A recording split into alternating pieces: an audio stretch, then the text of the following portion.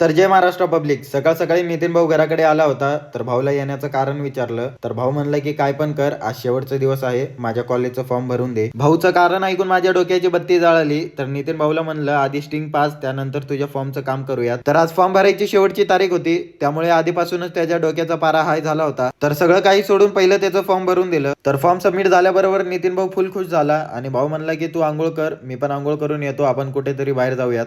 तर मी तयार होऊन त्याला कॉल करून बोलून घेतलं आणि आम्ही दोघे जण पुढे फिरण्यासाठी निघालो. तर काही वेळापासून कुठून तरी साऊंडचा आवाज येत होता, तर आम्ही त्या दिशेने निघालो. तर पुढे जाऊन बघतो तर साऊंडची टेस्टिंग चालू होती.